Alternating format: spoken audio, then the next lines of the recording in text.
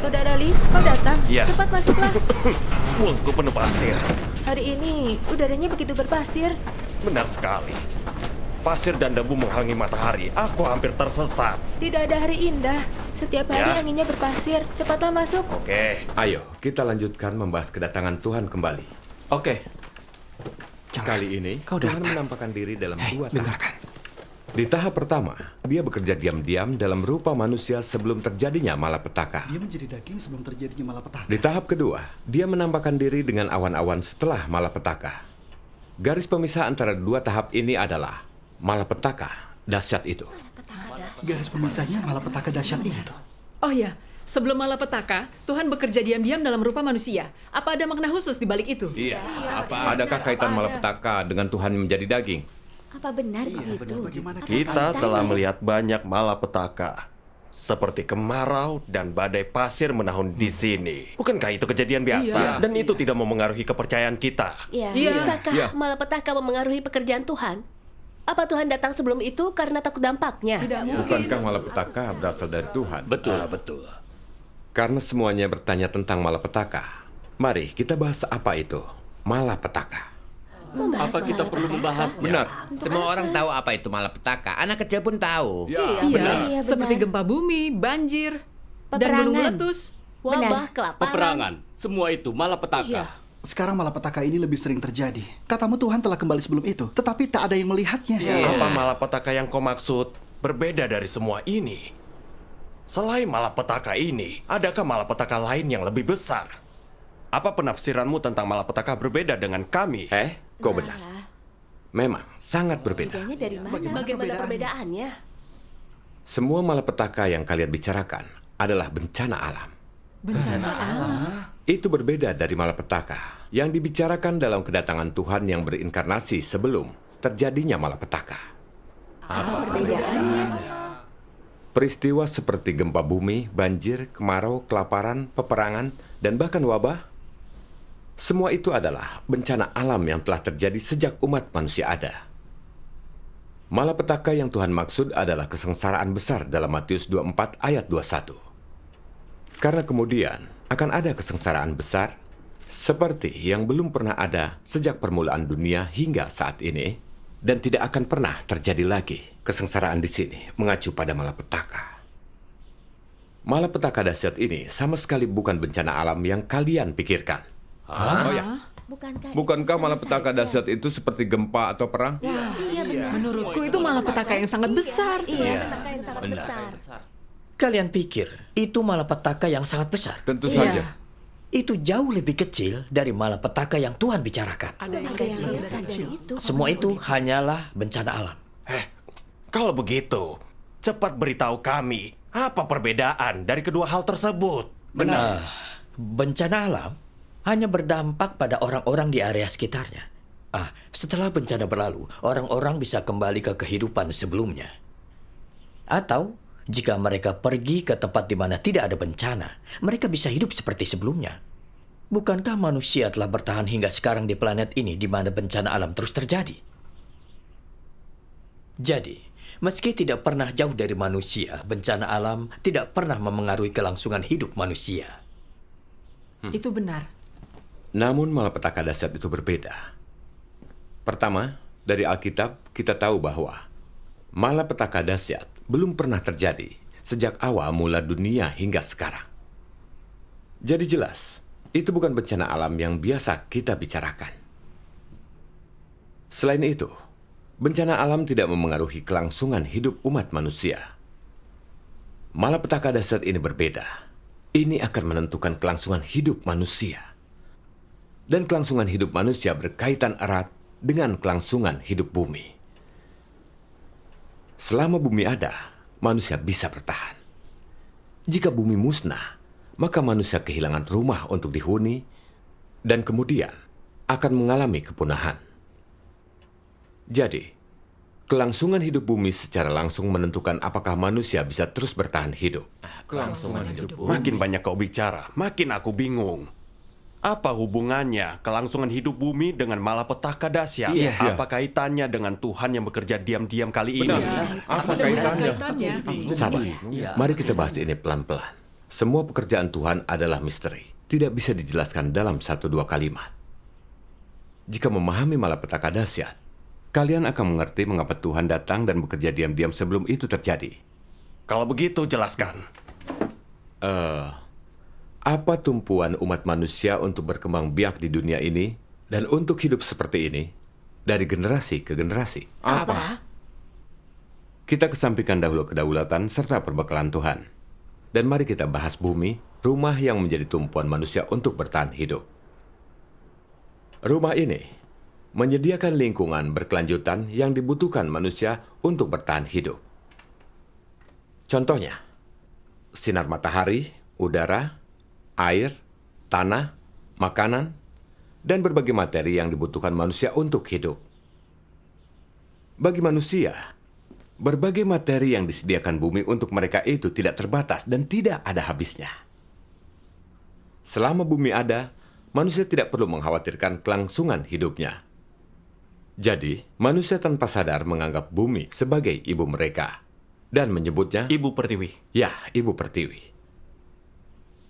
Sekarang, Ibu Pertiwi sedang dalam masalah besar. Masalah besar. Masalah besar apa? Ibu Pertiwi telah berubah hingga tak dapat dikenali dan kehilangan wujud aslinya. Kelangsungan hidupnya sangat terancam. Dia bukan lagi planet yang tidak terbatas dan tidak ada habisnya seperti dahulu. Juga bukan lagi planet yang bisa terus menyediakan berbagai macam materi yang dibutuhkan oleh manusia untuk bisa bertahan hidup. Ada apa dengan bumi? Apa maksudnya? Aku tak tahu. Saat membicarakan kondisi kehidupan di bumi, kita harus menyebutkan berbagai malapetaka yang kini dihadapi manusia. Hei, kau bilang itu bencana alam yang tidak ada kaitannya dengan malapetaka dahsyat. Mengapa harus disebutkan? Berbagai malapetaka yang kini dihadapi manusia bukanlah bencana alam. Oh, benarkah mereka selalu punya jawaban? Mari kita bahas ini dari beberapa aspek utama yang kita ketahui. Apa yang saat ini sedang dihadapi bumi? Rumah yang kita huni. Apa? Pertama, ada masalah besar dengan tanah bumi. Tanah. Kedua, vegetasi yang ada di bumi sudah rusak parah. Kerusakan vegetasi. Dan yang ketiga adalah Air. oh benar, seluruh wilayah perairan, yaitu sungai, danau, laut, dan air bawah tanah telah tercemar. Airnya pahit. Iya. Dan keempat, terjadi masalah dengan gletser di kutub. Bukankah juga ada masalah dengan rantai makanan? Oh, benar. Kelima, rantai makanan telah rusak. Hei, bukankah ada satu yang terlupakan? Oh, iklim. Iklim jelas memburuk. Semua orang dapat melihat dan merasakan ini. Itu benar. Yang keenam, sekaligus yang terakhir, anomali iklim.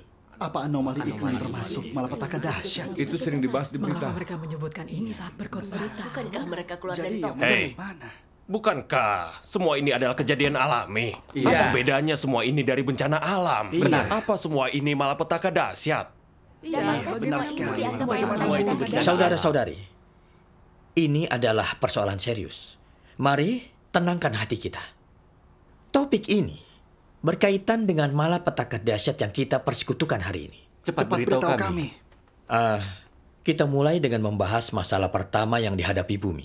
Masalah tanah. Ada masalah apa dengan tanah? Ya, jika ada yang salah dengan tanah, itu sangat penting. Apa kalian semua tahu apa arti tanah bagi kita? Apa artinya? Semua orang tahu. Itu berkaitan dengan tanaman dan makanan. Benar. Itu berkaitan dengan makanan, jadi berhubungan dengan kelangsungan hidup. Semuanya lihatlah.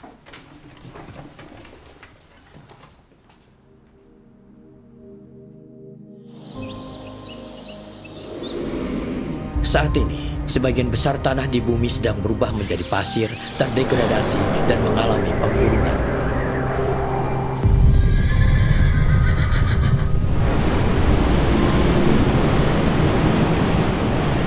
Makin banyak mengalami degradasi dan memburuk, serta tidak bisa ditanami atau digunakan untuk mengembalakan ternak.